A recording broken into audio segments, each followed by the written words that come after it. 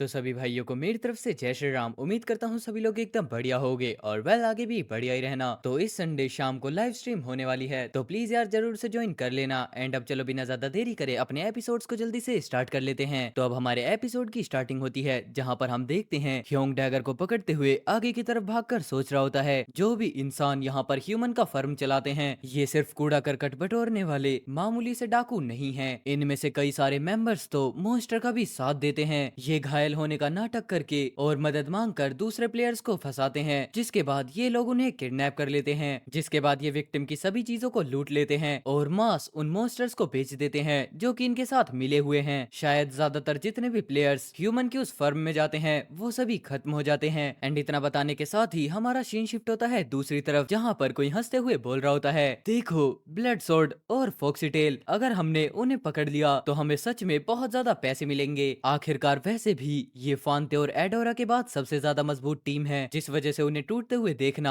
बहुत ज्यादा मजेदार होगा। और साथ ही साथ इनके पास काफी ज्यादा आइटम्स और लूट भी होगी। मर्डर्स ड्रैगन सॉर्ड मेरी हुई, ब्लड सॉर्ड के पास जरूर से वही होगी। जिसके बाद हम देखते हैं एक पर्सन को जिसका नाम हमें बताया जाता है जिप्सन। एंड फिर जिप्सन लॉकेट में से आ रही आवाज वाले लोगों को बोलता है, ओह बास्टर्ड, मैंने पहले बोला था। लेकिन तभी फिर सीन शिफ्ट होता है नॉइन की तरफ। अरे यार तुम लोग ये क्या बकवास कर रहे हो, हमेशा की तरह जो पकड़ेगा ये उसका होगा। इसके साथ वापस से सीन शिफ्ट होता है जेवी की तरफ। तुम लोग चुप रहोगे क्या? लूट का आइटम कैसे बांटना है वो मैं देख लूंगा, बस तुम लोग ध्यान लगाओ। इसके अलावा हमें लिजार्ड किंग से मिला हुआ इनाम उसे कैसे बांटना है ये भी बहुत ज्यादा सोचना होगा। लेकिन फिर तभी जेवी बोलता है, अरे यार ये लोग काफी ज्यादा लेट हो गए, कुछ गड़बड़ लग रही है। जिप्सन, ईडन जल्दी से मैसेज भेजो। लेकिन तभी वो नोटिस करता है कि उसका लॉकेट तो ग्लो करना बंद कर चुका है। और तभी वो चिल्लाते हुए बोलता है, Gipson Gipson what the hell, आखिरकार तुम लोग कहाँ चले गए? नोइन, क्या जिप्सन उधर है? लेकिन फिर तभी जैसे ही हम देखते हैं नोइन को,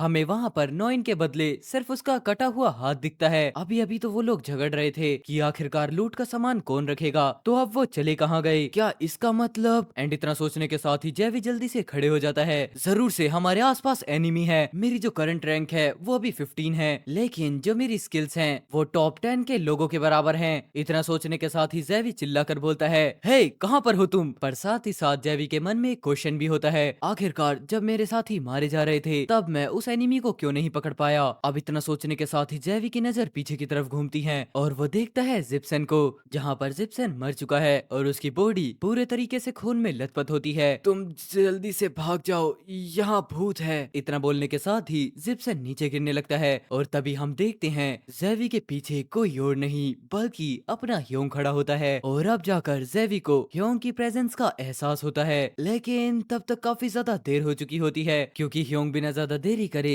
जेवी को भी खत्म कर देता है। पर तभी अपना सीन शिफ्ट होता है डोयल और खान की तरफ, जहाँ पर हम देखते हैं खान और डोयल को काफी सारे लोगों ने चारों तरफ से घेर लिया होता है। लेकिन वहीं दूसरी ही तरफ खान खड़े होकर मन में सोच रहा होता है, अरे यार अरांगान के लोग कहाँ हैं? वे चीजों पर नजर रखे हुए थे और कह रहे थे कि वो ट्यूटोरियल को पूरे तरीके से फेयर बनाना चाहते हैं, तो फिर ऐसा क्यों हुआ? लेकिन तभी हम देखते हैं खान के जस्ट सामने खड़ा हुआ पर्सन एक अटैक की वजह से सीधा जमीन पर गिरने लगता है, जिसे देखने पर खान को भी कुछ भी समझ में नहीं आता। पर तभी एंट्री होती है यहाँ पर अपने ह्योंग की। अब इससे पहले कि खान कुछ बोल पाता या कुछ समझ पाता, अपना ह्योंग लगातार सभी पर अटैक करना शुरू कर देता है। एंड उस किलिंग मशीन को ऐसे देखते हुए सभी लोग चिल्लाकर बोलते हैं, रोको, कोई इसे रोको। लेकिन वहीं दूसरी ही तरफ डोयल भी अपने इंसेक्ट्स को बाहर निकालते हुए उन पर अटैक करने लगता है और खान भी अपनी स्वॉर्ड की मदद से सभी को खत्म करने लगता है। लेकिन काफी देर चले इस खून खराबे के साथ ही हमें कुछ आवाजें आती हैं, रुको हम लोग सरेंडर करते हैं, प्लीज प्लीज हमें जाने दो। एंड फिर तभी बीच में स्टोरी टेलर आकर बताता है, लुटेरे जितनी जल्दी गिरे किसी ने ऐसा सोचा भी नहीं होगा। पर तभी सीन शिफ्ट होता है वापस से खान की तरफ, जिसके बाद हम देखते हैं खान के सामने काफी सारे लोग घुटनों पर बैठकर उससे माफी मांग रहे होते हैं। हम लोग तो बस वही कर रहे थे जो हमसे कहा गया था,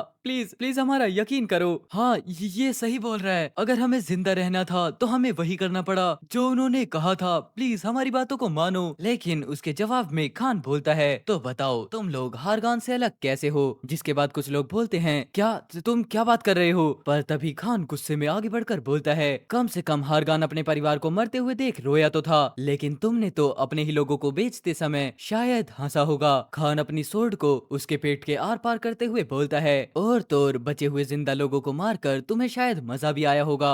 जिसके बाद फिर ये पर्सन बोलता है, हम लोग ये कैसे भूल गए, इसे ब्लड सोर्ड क्यों कहा जाता है। वो एक टावर रैंकर का बेटा है जिसने अपने पिता की परछाई से बाहर निकलने का फैसला किया और आखिर में खुद के लिए एक टाइटल हासिल किया। हम जैसे लोगों पर वो बिल्कुल भी दया नहीं करता। इतना बोलने के साथ ही सीन शिफ्ट होता है और खान सभी लोगों को खत्म कर देता है। पर इस सब को करने के बाद खान और डोयल दोनों ही बहुत ज्यादा उदास होते हैं और उन्हें ऐसे उदास देख ह्योंग मन में सोचता है शायद वो ये जानकर थोड़े से हैरान होंगे कि उन्होंने गलती से काफी सारे स्कैमर्स और मर्डरर्स को बचा लिया था उन गुलामों के बजाय जिन्हें लिजार्ड किंग ने पहले ही पकड़ लिया था और मार दिया था। मेरा अंदाजा तो ये है कि वो पहली बार किसी ऐसी चीज का अनुभव कर रहे हैं। अगर मैं अपनी बताऊं तो अफ्रीका में ये काफी ज्यादा कॉमन था, इस वजह से मुझे इसकी आदत हो गई है। कुछ लोग इंसानों के स्वभाव को लेकर बहुत ज्यादा उलझन में रहेंगे और कुछ लोग जिम्मेदार लोगों पर बहुत ज्यादा गुस्सा करेंगे। चाहे जो भी हो वो लोग कॉन्फ्लिक्ट रहेंगे। ऐसे टाइम पर मैं उनके लिए सच में कुछ नहीं कर सकता, मैं बस उनके फैसले लेने का इंतजार कर सकता हूँ। पर तभी हम देखते हैं कि अचानक से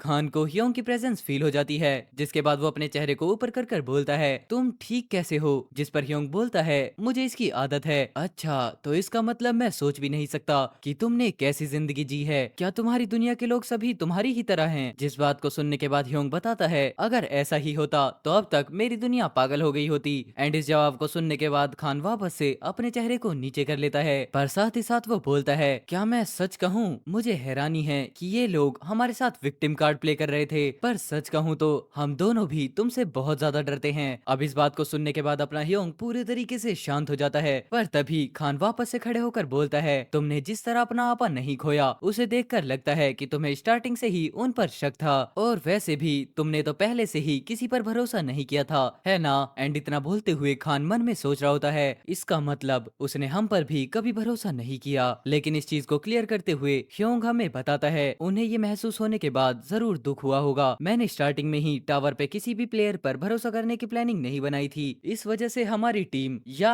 हमारा ये रिश्ता कभी भी अच्छे से खत्म नहीं हो सकता था। उन्हें ये महसूस होने के बाद जरूर से दुख हुआ होगा कि मैंने उन्हें सिर्फ साथी समझा, अपना दोस्त नहीं। लेकिन ऐसा भी नहीं है कि मैंने बस इन्हें स्ट्रेंजर समझा। खान की हंसी और डोयल का प्यार, इन दोनों में ही एक सच्ची और सिंसियर वाली बात है, पर दुनिया को देखने का नजरिया इन लोगों का अलग है और मेरा अलग। अब यहाँ पर ये सभी कुछ सोचने के बाद ह्योंग खान से बोलता है, ठीक है अब हम यहाँ से अलग हो जाते हैं, अगर हम एक साथ नहीं रह सकते तो अलग अलग रास्ते पर जाना ही एकमात्र रास्ता है। अब यहाँ पर इस बात को सोचने के साथ ही ह्योंग पीछे पलटकर वहाँ से जाने लगता है, जिस पर डोयल उसे रोकना चाहता था, पर खान उसे मना कर देता है। ह्योंग तुमने ऐसा क्यों किया। जिस पर ह्योंग बोलता है, तुम बैठ जाओ। लेकिन अब डोयल पूरे तरीके से बेकाबू हो जाता है, आखिरकार तुम ये कर क्या रहे हो। तुम्हें पता है कि केन हम पर इस बार इस पूरे टाइम अच्छा रहा है। लेकिन तभी खान वापस से बोलता है, मैंने कहा तुम बैठ जाओ। अब अचानक से खान को ऐसा देखने पर डोयल पूरे तरीके से हैरान हो जाता है, क्योंकि वो देखता है कि खान बहुत ज्यादा गुस्से में है। लेकिन तभी वो अपने गुस्से को शांत करते हुए बोलता है, ये सब कुछ अच्छे के लिए ही था। और खान की इस बात को सुनने पर डोयल बोलता है, आखिर तुम क्या हो। जिस पर खान बताता है, क्या तुमने नहीं देखा। एंड अब खान की इस बात को सुनने पर डोयल पूरे तरीके से कंफ्यूज हो जाता है। एंड इसी कंफ्यूजन के साथ एक एपिसोड खत्म होता है। बढ़ते हैं नेक्स्ट वाले एपिसोड की तरफ। अब हमारे नेक्स्ट एपिसोड की स्टार्टिंग होती है, जहां पर हम देखते हैं खान डोयल को किसी चीज की तरफ इशारा करते हुए बता रहा होता है। एंड उस चीज को देखने पर डोयल की आंखें भी पूरे तरीके से फट जाती हैं। रुको, वो लटकन तो, हाँ सही कहा, ये आरांगान ग्रुप का निशान है। जहां पर हम देखते हैं एक सोर्ड के ऊपर कुछ धागा लटक रहा होता है एंड वो धागा आरांगान ग्रुप को बिलोंग करता है। जिसके बाद फिर खान वापस से बताता है, ये काफी अजीब था। वो या फिर व्यवस्था बनाए रखने वाली इतनी ज्यादा परवाह करने वाली एलेक्सियोर स्वॉर्ड गिल्ड ऐसी किसी चीज में हिस्सा क्यों लेंगे। एजियोर स्वॉर्ड गिल्ड आरांगान ग्रुप को सपोर्ट करता है और टावर के टॉप 10 गिल्ड्स में से एक है। पहले से ही इतने लोग उनके गिल्ड में आने के लिए अप्लाई करते हैं, इस वजह से वो नए प्लेयर्स पर ध्यान नहीं देते। जिस वजह से जब एजियोर स्वॉर्ड गिल्ड ने ट्यूटोरियल पर कब्जा करने का फैसला किया तो कई लोग हैरान थे, लेकिन किसी ने भी उनसे भिड़ने की हिम्मत नहीं की, क्योंकि उन्हें पता था कि गिल्ड का इरादा क्या है। पर क्या होगा अगर उनकी इस हरकत की वजह स्कैवेंजर्स को ज्यादा अच्छे से काबू करना हो। अब यहाँ पर खान की इन सभी बातों को सुनने पर डोयल बोलता है, सोचो तो सही, उन्होंने कहा था कि अरांगान ग्रुप बनाने का उनका कारण टीम आर्टिया के ट्यूटोरियल के दौरान स्कैवेंजर से पीछा छुड़ाना था। लेकिन इस बात को सुनने पर खान गुस्से में बोलता है, ज्यादातर चांस है कि वो उन्हें कंट्रोल करने के लिए कोई बेहतर तरीका चाहते हैं। और इतना बोलने के साथ ही खान मन में सोचता है, इसलिए मैं केन को इन सभी में नहीं घसीटना चाहता था। आखिरकार ऐसा लग रहा था कि उसके पास कुछ जरूरी काम है। और अब जाकर डॉयल भी इस बात को पूरी तरीके से समझ जाता है। ह्योंग, तो फिर तुम, क्या वो केन के रास्ते में नहीं आना चाहता था? लेकिन तभी फिर खान वापस से बोलता है, हाँ माफ करना, पर मैं सच में उस बास्टर्ड बिल्ड से मिलना चाहता था। तुम्हें पहले वहां जाना चाहिए जहाँ बिग्रेड है। एंड फिर हमें बताया जाता है इस छुपे हुए हिडन पीस के लिए बिग्रेड, कान और डोयल को हारगान के क्राउन की जरूरत थी, जहाँ पर हम देखते हैं एक काफी ज्यादा ब्यूटीफुल सी सोर्ड को। ये सोर्ड उन्हें सिर्फ एडोरा और फांटे भाई बहन के जमा किए गए पॉइंट से आगे निकलने में मदद नहीं करेगी, बल्कि ये इस ट्यूटोरियल के लिए उनका मेन गोल भी था। एंड फिर जाकर डोयल बोलता है, ह्योंग आखिरकार तुम किस बारे में बात कर रहे हो? मैं भी उनके बेवकूफ चेहरे देखना चाहता हूँ और देखना चाहता हूँ कि वो अपने बचाव में क्या कहते हैं। तुम कितने बेवकूफ हो। ऐसा कैसे है कि तुम हमेशा इतने ज्यादा समझदार दिखते हो लेकिन हरकतें इतनी बेवकूफी वाली करते हो? जिसके जवाब में डोयल बोलता है, हाँ हाँ, वैसे भी तुम कौन सा अलग हो। एंड इतना बोलने के साथ ही हमारा सीन शिफ्ट होता है ह्योंग की तरफ, जहाँ पर हम देखते हैं कि अचानक ह्योंग को कुछ रियलाइज होता है और वो वहीं पर रुक जाता है। बेवकूफ, मैं बता सकता हूँ कि वो दोनों कहाँ जा रहे होंगे और उनके अचानक से बाय बोलने की वजह से उनका ये नॉर्मल सा प्लान भी, लेकिन फिर भी मुझे हर हाल में ईस्ट की तरफ बढ़ना होगा। अगर मैंने यहाँ पर मौका गवा दिया तो मैं कभी भी अपनी मंजिल तक नहीं पहुँच पाऊंगा। इसका मतलब साफ है कि ह्योंग को ये पता है कि खान और डोयल कहाँ पर जाने की प्लानिंग कर रहे हैं। लेकिन तभी हम अचानक से देखते हैं वापस ह्योंग को, जो कि खड़े होकर ये सोचने लगता है, अगर उन दोनों ने मुझसे अलग होने से पहले मदद मांगी होती तो क्या मैं उन्हें छोड़ पाता? अब ये सोचने के साथ ही ह्योंग अपनी आंखें बंद करता है और ना चाहते हुए भी आगे बढ़ने लगता है। खैर इसी के साथ अपना सीन शिफ्ट होता है बिल्ट की शॉप पर, जहाँ पर बिल्ट सामने बैठकर बोल रहा होता है, क्या स्क्वाड 2 एलिमिनेट हो गई है? हाँ ऐसा ही लग रहा है। अच्छा,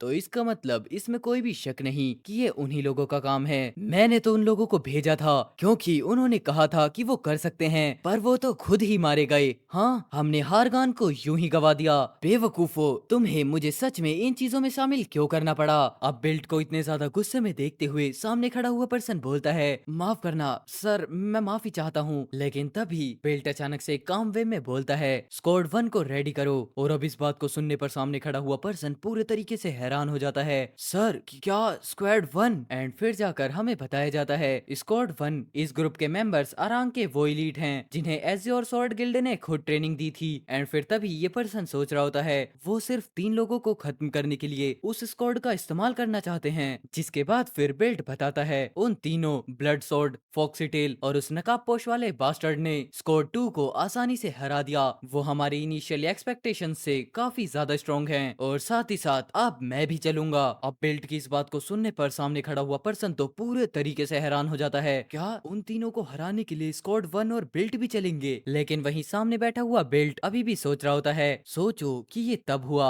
जब हम अपने सभी स्कैरी फेसेस को कलेक्ट करने ही वाले थे। हालांकि हमें सावधान रहना होगा क्योंकि ब्लड स्वॉर्ड और फॉक्सीटेल के पीछे वाले लोग बहुत ज्यादा स्ट्रॉन्ग हैं। और तो और मुझे शक है कि उस नकाबपोश वाले आदमी को भी उतनी ही ज्यादा पावरफुल ऑर्गेनाइजेशन ने ट्रेनिंग दी होगी। हमें जितना हो सके उतने चुपके से उन्हें हटाना होगा। आर्टिया के गायब होने के बाद से टावर के अंदर शांति और गठबंधन पूरे तरीके से कमजोर पड़ने लगे हैं। अब किसी भी वक्त जंग छिड़ सकती है, इसलिए ऐसा होने से पहले हमें अपनी ताकत को जितना हो सके बचाकर रखना होगा और साथ ही साथ किसी भी हाल में ये एक राज रहना चाहिए। लेकिन फिर तभी हम देखते हैं अचानक से काफी सारे लोग चिल्लाकर बोलने लगते हैं, एनिमी ने हम पर अटैक कर दिया है सर बिल्ट। और अब इस आवाज को सुनने पर बिल्ट भी पूरी तरीके से हैरान हो जाता है, हे आखिरकार चल क्या रहा है? देखिए कोई आया है। जिस पर फिर बिल्ट बोलता है, बताओ कौन आया है? और फिर सामने वाला पर्सन चिल्लाते हुए बोलता है, ब्लडी सोर्ड और फॉक्सी टेल। और इसी के साथ ही बिल्ट के केबिन में होता है एक बहुत बड़ा धमाका, जिसको देखने के बाद बिल्ट भी पूरी तरीके से हैरान होता है। और तब हम देखते हैं यहाँ पर एंट्री होती है 2 पर्सन की, और ये कोई और नहीं बल्कि खान और डोयल होते हैं। लेकिन अब जैसे ही अपना खान बिल्ट को देखता है वो काफी ज्यादा गुस्से में आ जाता है, बिल्ट। और सिर्फ इतना बोलने की वजह से ही हम देखते हैं कि अपने खान के अंदर से काफी ज्यादा टेरिफाइंग ऑरा रिलीज होता है। लेकिन वहीं दूसरी ही तरफ बिल्ट हंसते हुए बोलता है, हो देखो मैं ट्यूटोरियल में काफी ज्यादा बोर हो रहा था, तुम बिल्कुल सही टाइम पर आए हो। क्यों ना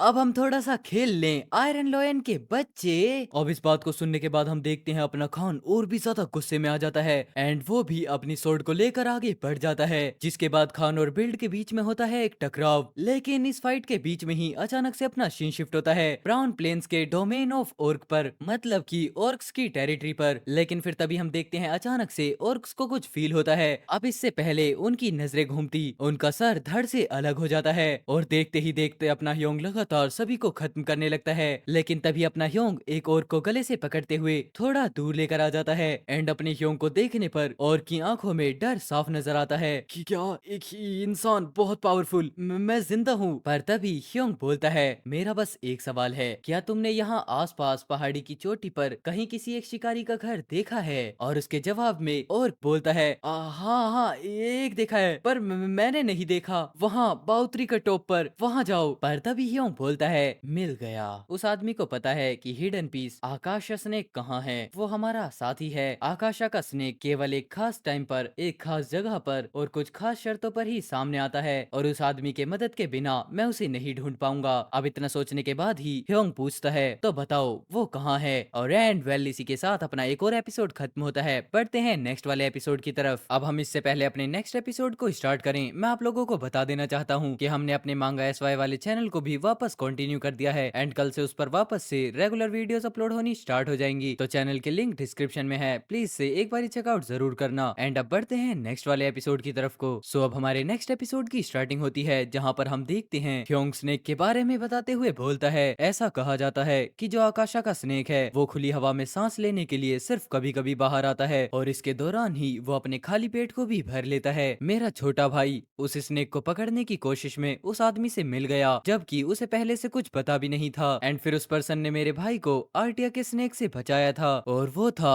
जंगवू का फर्स्ट मास्टर जिसका नाम था गैलियार्ड। अब यहाँ पर ये सभी कुछ बताते हुए हम देखते हैं कि ह्योंग पहाड़ के ऊपर एक झोपड़ी के पास आ जाता है। क्या बस यही है? और इतना सोचने के साथ ही वो आगे बढ़कर उस हट के डोर को खटखटाने लगता है, लेकिन आवाज अंदर से आने के बजाय बाहर से आती है, हे कौन हो आखिरकार तुम? पर तभी ह्योंग साथ ही साथ बताता है, गैलियार्ड इंसान नहीं बल्कि एक अलग स्पीसीज मतलब एल्फ है। सच कहूँ तो वो एक डार्क एल्फ है, एल्फ की एक ऐसी प्रजाति जो लड़ाई में माहिर होती है। और फिर तब हम देखते हैं यहाँ पर गैलियार्ड को जो कि ठीक अभी अभी हंटिंग से वापस आ रहा होता है, जिसके बाद फिर ह्योंग यहाँ पर अपना इंट्रोडक्शन देते हुए बोलता है, हेलो मेरा नाम केन है। अब इस बात को खत्म होने के बाद गैलियार्ड गुस्से में ह्योंग से बोलता है, किसी और के घर के सामने आखिरकार क्या बकवास कर रहे हो? जिसके बाद फिर ह्योंग वापस से बोलता है, मुझे एक दोस्त ने तुम्हारे बारे में बताया था, मैं कुछ खरीदने आया हूँ, तुम गैलियार्ड हो है ना? मैं यहाँ पर अनडाइंस का ग्लास ढूंढ रहा हूँ। लेकिन इतना सुनने के बाद फिर गैलियार्ड बोलता है, कौन? तुमने ये किससे सुना? एंड ह्योंग बताता है, मैंने ये ब्राहम से सुना। लेकिन तभी ब्राहम के बारे में बताते हुए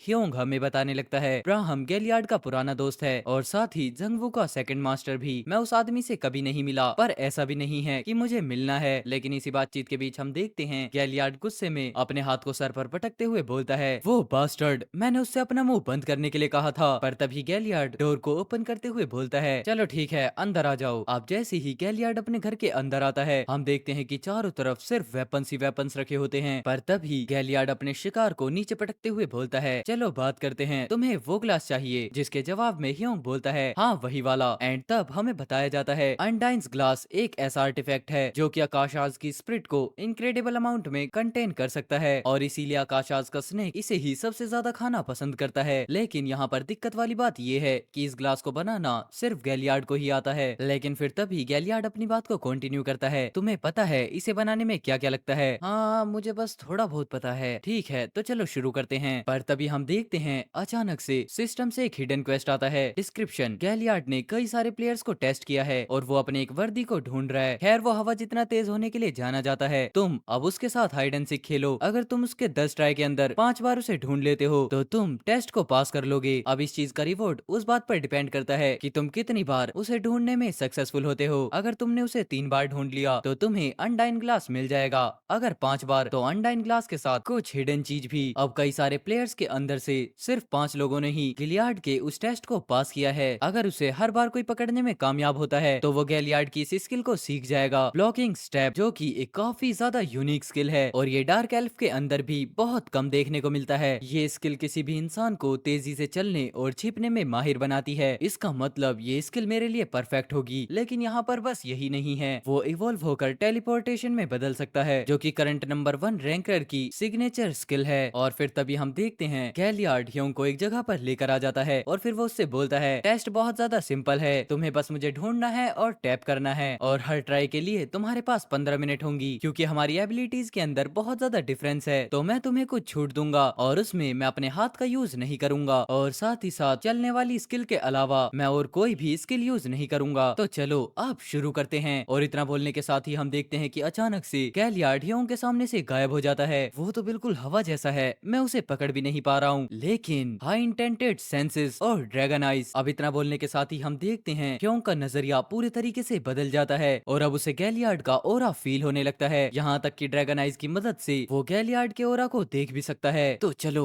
वो उधर है। इतना सोचने के साथ ही ह्योंग काफी ज्यादा स्पीड में अपने डैगर को थ्रो करता है, पर दूसरी ही तरफ हम देखते हैं गैलियार्ड अपनी स्पीड की मदद से उस अटैक को डॉज कर लेता है। एंड इस चीज को देखने पर वो काफी ज्यादा हैरान हो जाता है, पर साथ ही साथ अपना ह्योंग यहाँ पर बताता है ब्लिंकिंग स्टेप्स में एक बड़ी कमी है। इस स्किल को यूज करने के लिए यूजर को अपने पैर का यूज करना पड़ता है, जिसका मतलब है कि उसे जमीन पर पैर रखना ही पड़ता है। अब जब तक ये सब ऐसा है तब तक मेरी आंखें उनके चलने के तरीके को हमेशा देख पाएंगी। इस टाइम पर वो वेस्टर्न साइड के उस सूखे हुए पेड़ के पास हैं। और इतना बोलने के साथ ही ह्योंग वापस से अपने डैगर को थ्रो करता है एंड हम देखते हैं इस बार भी डैगर काफी ज्यादा क्लोज होता है। अब गैलियड यहाँ पर ह्योंग के नाइफ के बारे में ही सोच रहा होता है, पर वहीं दूसरी ही तरफ ह्योंग काफी ज्यादा स्पीड में गैलियड के ठीक पीछे आ जाता है। पर इससे पहले कि ह्योंग गैलियड को पकड़ पाता, गैलियड फिर से स्किल का यूज करते हुए वहां से भागने लगता है। पर तभी हम देखते हैं कि अचानक ह्योंग गैलियड के हाथ को पकड़ लेता है। चलो ये है फर्स्ट टच, तो अब 10 में से 1 हो गया है। और फिर तभी हम देखते हैं अचानक से सिस्टम से भी नोटिफिकेशन आ जाता है, तुम गैलियड को पकड़ने में 7 बार सक्सेसफुल हो गए हो, जिस वजह से तुमने क्वेस्ट के फाइनल कंडीशन को फुलफिल कर दिया है और अब तुम अनडाइंस के ग्लास को पाने के लिए क्वालिफाई हो और इसके एडिशनली तुम किसी और रिवॉर्ड के लिए भी रिक्वेस्ट कर सकते हो। पर तभी हम देखते हैं गैलियड को जो कि हंसते हुए बोल रहा होता है, हाँ सोचा नहीं था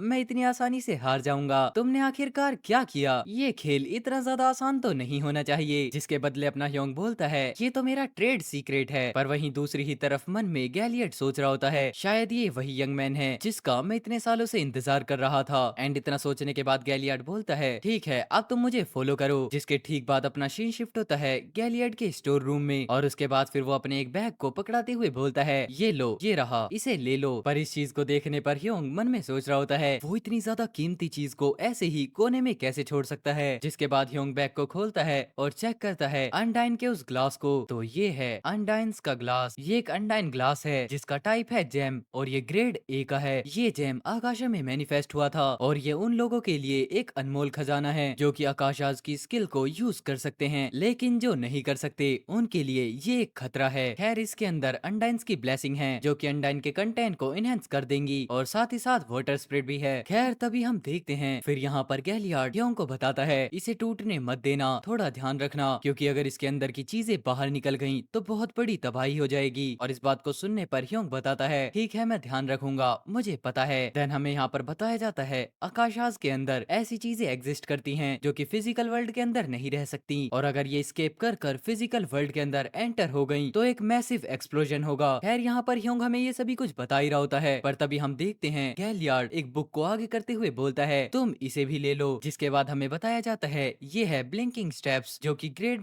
-C की स्किल है एंड इसका एक्सपीरियंस अभी 0% है। ये एक ऐसी स्किल है जो कि सिर्फ डार्क एल्फ ही सेलेक्ट करके किसी को दे सकते हैं। इसकी वजह से शरीर पूरे तरीके से हल्का हो जाता है और इसे यूज करने वाले तेजी से चलकर अटैक कर पाते हैं। लेकिन यहाँ पर प्लेयर की स्पीड, अब इस सब के बाद ही हम देखते हैं सिस्टम से एक और नोटिफिकेशन आता है तुमने ब्लिंकिंग स्टेप को सीख लिया है। जिसके बाद हम देखते हैं ह्योंग की बॉडी से ग्रीन कलर का ओरा निकलने लगता है। मेरी बॉडी बहुत ज्यादा हल्की महसूस हो रही है, अब तुम तेजी से चल सकते हो और तुम्हारे सेंसेस भी और भी ज्यादा हाई इंटेंट हो गए हैं। अब इन सभी चीजों के चलते ह्योंग सोचने लगता है जब मेरी तैयारी हो गई है तो मेन इवेंट का टाइम आ चुका है, जब मैं आकाशाज के स्नेक को पकड़ने के बाद आखिरकार अपने माना की पावर को बढ़ा सकता हूँ, क्योंकि वैसे भी उस मॉन्स्टर का मॉन्स्टर कोर बहुत ज्यादा बड़ा है। खैर यहाँ पर खड़े होकर ह्योंग ये सभी कुछ सोच ही रहा होता है, पर तभी गैलियड मुस्कुराते हुए बोलने लगता है जब मैं सोचता हूँ कि तुम जैसे बहुत सारे जबरदस्त लोग इस ट्यूटोरियल राउंड में हैं, तो जो लोग मुझ तक पहुँच पाते थे वो पहले के जमाने में बहुत कम मिलते थे। इसका मतलब शायद मैं भी बूढ़ा हो रहा हूँ। अब इन चीजों को सुनने के बाद ह्योंग पूछता है क्या मेरे पहले भी कोई और आया था, एंड इसके जवाब में गैलियड बताता है हाँ सही कहा, तो मुझे लगता है कि वो भाई बहन थे, उन्होंने भी तुम्हारी तरह ही वो ग्लास ले लिया था। जिस चीज को सुनने पर ह्योंग बोलता है, समझ गया, मुझे लगता है कि मैं उन्हें जानता हूँ, वो कौन है। ट्यूटोरियल के रैंक 1 और रैंक 2 एडोरा और फेंटे, उनके पास जितने पॉइंट्स हैं उससे ये बात समझ में आती है कि वो यहाँ पर क्यों आए होंगे। पर तभी गैलियार्ड अचानक से ह्योंग से एक सवाल करता है, वैसे तुम उसके साथ क्या करने वाले हो? तुम कोई एल्केमिस्ट या फिर एलिमेंटलिस्ट तो नहीं लगते हो। मैं समझ नहीं पा रहा हूँ कि तुम्हें वो अनडाइंस का ग्लास क्यों चाहिए। अब इस क्वेश्चन के पूछने के साथ ही ह्योंग जवाब देता है, मैं आकाशास के स्नेक को पकड़ने की सोच रहा हूँ। एंड इस चीज को सुनने पर हम देखते हैं गैलियार्ड की आंखें अचानक से खुल जाती हैं, जैसे इसके पीछे कोई बहुत बुरा सपना छुपा हो। पर तभी वो ह्योंग से बोलता है, अच्छा वो सांप। एंड अब गैलियार्ड को ऐसे देखते हुए ह्योंग बोलता है, क्या कोई दिक्कत है? जिसके बाद फिर गैलियार्ड बोलता है, अफसोस के साथ कहना पड़ रहा है कि वो स्नेक पहले ही खत्म हो चुका है। अब इस चीज को सुनने के बाद तो ह्योंग पूरे तरीके से ब्लैंक हो जाता है। खैर, मैंने जिन भाई बहन के बारे में तुम्हें अभी बताया था, उन्होंने ही उसे खत्म कर दिया। अब इस बात के बाद हम देखते हैं ह्योंग उसी ठीक स्नेक वाली जगह पर आ जाता है और वहाँ खड़े होकर सोचने लगता है, इन्हें इस जगह के बारे में कैसे पता चला? इसकी जानकारी तो बस आर्टिया के पास होनी चाहिए थी। ये हर ट्यूटोरियल में बस इस टाइम के आसपास 3 दिनों के लिए ही बाहर आता है, लेकिन ये निशान जो यहाँ हैं वो कम से कम 1 हफ्ते पुराने हैं। इतना बोलते हुए ह्योंग आगे की तरफ बढ़ रहा होता है, पर तभी अचानक से उसकी नजरें एक तरफ घूमती हैं, जहाँ पर वो किसी चीज को देखने पर पूरे तरीके से घबरा उठता है। और एंड वेल इसी के साथ हमारा एक और एपिसोड खत्म होता है। बढ़ते हैं नेक्स्ट वाले एपिसोड की तरफ। सो अब हमारे नेक्स्ट एपिसोड की स्टार्टिंग होती है, जहाँ पर हम देखते हैं ह्योंग उसी मरे हुए स्नेक के पास पहुंच जाता है और उसे देखने के बाद वो मन में सोचने लगता है, उन्होंने बस इसके 2 जरूरी हिस्से लिए हैं। पहला तो इस स्नेक का कोर और दूसरा वेनम वाला ग्लैंड। ये इतना ज्यादा पावरफुल है कि प्लेयर्स के एक बड़े झुंड में भी इससे निपटना काफी ज्यादा मुश्किल होता है। तो क्या इसका मतलब ये है कि वो दोनों बहुत ज्यादा पावरफुल हैं या फिर कुछ और बात है? इतना बोलते हुए हम देखते हैं कि अचानक ह्योंग अपने चेहरे से उस मास्क को हटा लेता है। अब मुझे क्या करना चाहिए? मुझे अपने बदले को जारी रखने के लिए फर्स्ट रैंक लाना होगा। जिसके बाद फिर हम देखते हैं ट्यूटोरियल रैंकिंग में फर्स्ट इडोरा को, जो कि 64,571 पॉइंट्स के साथ होता है। एंड वहीं 40th नंबर पर एक अननोन 40,979 पॉइंट्स के साथ। दिक्कत ये है कि मेरे पास कितना टाइम बचा है। ज्यादा से ज्यादा शायद मैं 11th रैंक को हासिल कर पाऊंगा और ज्यादा ही लकी रहा तो 8th लेवल पर फर्स्ट आना तो बिल्कुल नामुमकिन है। और बात तब और ज्यादा बिगड़ जाती है जब मुझे अपनी ग्रोथ को जारी रखने के लिए आकाशा के स्नेक का कोर चाहिए हो।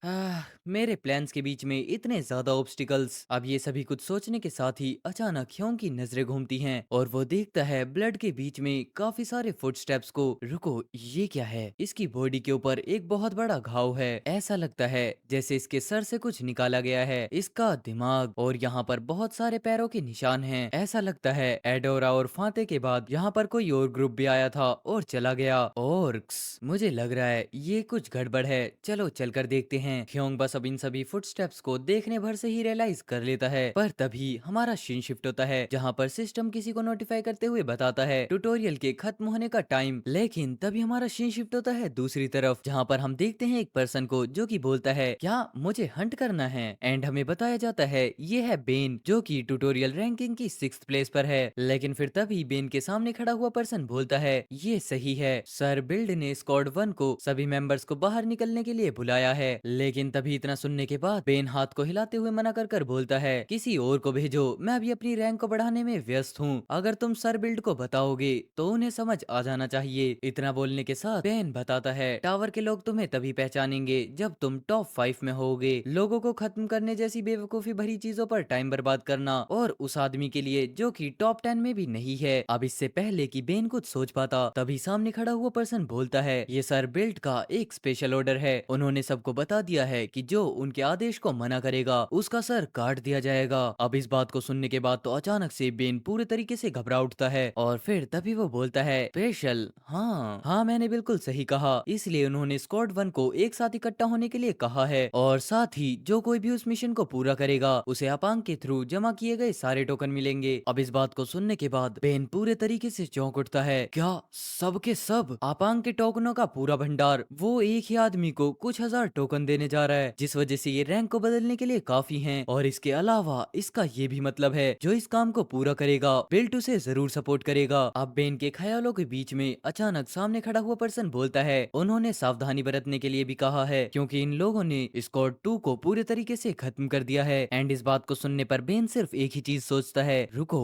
अगर उन्होंने स्क्वाड 2 के लोगों को खत्म कर दिया तो इसका मतलब है कि उनके पास उनके टोकन भी होंगे। अगर उन बास्टर्ड्स के पास स्क्वाड 2 के टोकन हैं तो रैंक्स में टॉप 5 के अंदर आना अब नामुमकिन नहीं है। अब सभी चीजों को सोचने के बाद बेन बोलता है ठीक है, तुम बिल्ड को बता दो कि मैं तय करी गई जगह पर तुरंत निकलूंगा। और इतना बोलने के साथ ही अपना सीन शिफ्ट होता है, जहाँ पर हम देखते हैं अपने ह्योंग को जो कि एक हिडन प्लेस में जाने की कोशिश कर रहा होता है। मुझे नहीं पता था कि कोई ऐसी जगह भी होगी, सोच रहा हूँ कि इसके अंदर क्या होगा। लेकिन तभी जैसे ही ह्योंग एंटर करता है अचानक सिस्टम नोटिफाई करते हुए बता देता है तुम आकाशास स्नेक के लायर के अंदर एंटर कर चुके हो। एंड इस चीज को देखने के बाद तो ह्योंग खुद भी बहुत ज्यादा शौक होता है, क्या स्नेक्स का लायर, और वो भी आकाशा स्नेक का लायर। यहाँ पर आकाशा के सांप के अंडे या शायद उसके साथी भी हो सकते हैं। और जिस तरीके से उन ऑर्क्स ने दिमाग निकाला हुआ है उसे देखकर लगता है कि यहाँ पर कोई जरूर से राज छिपा हुआ है। खैर जो कुछ भी हो, ये शायद आकाशास के स्नेक जितना ही जबरदस्त होगा। लेकिन अब जैसे ही ह्योंग आगे बढ़ता है अचानक से वो किसी चीज को देखने के बाद बहुत ज्यादा ही शौक हो जाता है, क्योंकि उसके ठीक सामने कोई ढोल को पीट रहा होता है। एंड तभी वो देखता है उस स्नेक के ब्रेन को। एंड वहां पर खड़े होकर ऑर्क्स कुछ एक अजीब सा ही रिचुअल परफॉर्म कर रहे होते हैं, जिसके बाद सबसे पहले हम देखते हैं स्नेक के ब्रेन को, देन उसके बाद हम देखते हैं मरे हुए गॉब्लिन और काफी सारे मरे हुए लिजार्ड मॉन्स्टर्स को। पर तभी अचानक से ऑर्क्स का लीडर चिल्लाते हुए बोलता है हमारे भगवान को इन घटिया इंसानों ने मार डाला, उठो और अपने गुस्से से फिर से जिंदा हो जाओ। हम अपने वॉरियर्स की सोल की बलि देते हैं ताकि आप अपना गुस्सा उन पर दिखा सकें। इतना बोलने के साथ ही अचानक एक और मशाल को जलाते हुए उन सभी मरे हुए मॉन्स्टर्स के ऊपर डाल देता है। एंड अब इन सभी चीजों को अपनी आंखों के सामने होता हुआ देख ह्योंग बोलता है ये तो बिल्कुल पागलपन है। पर तभी हम देखते हैं अचानक ब्रेन के अंदर से काफी ज्यादा डार्क एनर्जी रिलीज होने लगती है और वो ब्रेन पूरे तरीके से वाइब्रेट करने लगता है। लेकिन तभी धीरे धीरे उसके अंदर से कुछ चीज बाहर निकलती है और ये चीज कुछ और नहीं बल्कि एक आकाजा स्नेक होता है। एंड उस स्नेक के निकलने के साथ ही ह्योंग के सिस्टम पर भी एक हिडन क्वेस्ट अपीयर होता है। ये आकाशा का स्नेक एक फिजिकल बॉडी और एस्ट्रल एनर्जी से बना है और अगर ऐसा ही चलता रहा और लाइफ फोर्स ज्यादा हो गई तो स्नेक वापस से जिंदा हो जाएगा। पुराने टाइम से और पुनर्जीवन समारोह के जरिए मरे हुए आकाशा स्नेक को जिंदा करने की परंपरा निभाते आए हैं। तुम सांप के बड़े होने से पहले इसे मारकर इस समारोह को रोको। लेकिन वहीं दूसरी ही तरफ हम देखते हैं ह्योंग को जो कि सिर्फ एक ही बात सोच रहा होता है, क्या आकाशा स्नेक पुनर्जीवित हो सकता है? नहीं, रुको, इस मिशन का नतीजा शायद मेरी असली प्लानिंग से भी काफी ज्यादा अच्छा निकल सकता है। जैसे जैसे ज्यादा टाइम गुजरेगा सांप उतना ही बड़ा और उसका कोर उतना ही ज्यादा पावरफुल होता रहेगा। आकाशा के स्नेक को पुनर्जीवित करने के लिए मेन इंग्रेडिएंट में सिर्फ लाइफ फोर्स का ही यूज करना होगा, बिल्कुल बैटोरीज वैम्परिक डैगर की तरह। ये जितनी ज्यादा वैटिलिटी सोखता है उतना ही ज्यादा पावरफुल होता जाता है, तो इस वजह से इसे बहुत ज्यादा एनर्जी की जरूरत होगी। अब सांप बहुत ज्यादा भूखा होगा क्योंकि वो जस्ट अभी अभी ही पुनर्जीवित हुआ है, तो मैं उसकी भूख को मिटाने के लिए इतने ज्यादा अमाउंट में लाइफ एनर्जी को कहां से इकट्ठा कर पाऊंगा। इसके लिए तो अनडाइन का वो ग्लास भी काफी नहीं रहेगा, तो इसका मतलब जो मेथड अब मेरे पास बचा हुआ है वो है और भी ज्यादा लिविंग सेक्रीफाइस। और इतना सोचने के साथ ही हम देखते हैं अचानक से सीन शिफ्ट होता है जहाँ पर कोई बोलता है हम दुनिया को ये नहीं बता सकते कि हमारे राजा मर चुके हैं, स्पेशली ऑर्क्स को तो बिल्कुल भी नहीं। उन्हें जैसे ही पता चलेगा वो आकर हम पर अटैक करेंगे, तो इस वजह से तुम सिर्फ गार्ड करो। एक 21st लिजार्ड मैन दूसरे लिजार्ड मैन को ये सभी ऑर्डर दे रहा होता है और उसके जाने के बाद तभी वो सोचने लगता है सच में ये बहुत ज्यादा बेकार होता जा रहा है। लेकिन तभी अचानक से उसे कुछ फील होता है एंड यस, फील होने से पहले हम देखते हैं कि अपना ह्योंग उसे खत्म कर चुका है। लेकिन तभी लगे हाथ ही वो दूसरे ऑर्क को वहां पर पटक देता है। चलो, अब अगर कोई भी लोग इन्हें देखते हैं तो बिल्कुल यही एज्यूम करेंगे जैसे ये दोनों आपस में फाइट करते हुए मारे गए। और इतना बोलने के साथ ही ह्योंग ब्लेजिंग फायर को यूज करता है और उस टेंट के अंदर आग लगा देता है। अभी मेरी स्किल काफी ज्यादा लो लेवल पर है जिस वजह से इसकी फ्लेम छोटी है, लेकिन ये किसी चीज में आग लगाने के लिए तो अभी भी काफी है। इतना बोलने के साथ ह्योंग वहां से तो निकल जाता है, पर वहीं दूसरी ही तरफ हम देखते हैं सभी लिजार्ड मैन चिल्लाते हुए बोलने लगते हैं देखो वहां पर आग लगी है, जल्दी करो, यहाँ पर जरूर से ऑर्क्स का कोई घुस बैठा है। पर वहीं दूसरी ही तरफ अपना ह्योंग आगे बढ़ते हुए सोच रहा होता है जो मेरी अब नेक्स्ट डेस्टिनेशन है वो जंगल रीजन की वेस्ट साइड है, लेकिन क्या क्या मुझे जाकर उन्हें थोड़ा छेड़ना चाहिए? और एंड वेल इसी क्वेश्चन के साथ हमारे आज के सभी एपिसोड्स खत्म होते हैं। अब प्लीज आप जाकर जरूर से मांगा वाले चैनल को विजिट कर लेना, क्योंकि वहां पर कल से वीडियोस अपलोड होनी स्टार्ट हो जाएंगी। तो चलो मैं मिलता हूँ आपसे नेक्स्ट एपिसोड्स में, तब तक के लिए take care, goodbye and जय श्री राम सभी भाइयों को। और हाँ, साथ ही साथ हमारी लाइव स्ट्रीम भी होने वाली है संडे को शाम को, जो कि मैं पोस्ट के थ्रू आपको बता दूंगा। तो प्लीज जरूर से उसे भी ज्वाइन कर लेना एंड आपके सभी क्वेश्चंस और डाउट वहीं पर क्लियर हो जाएंगे। तो thank you so much for watching.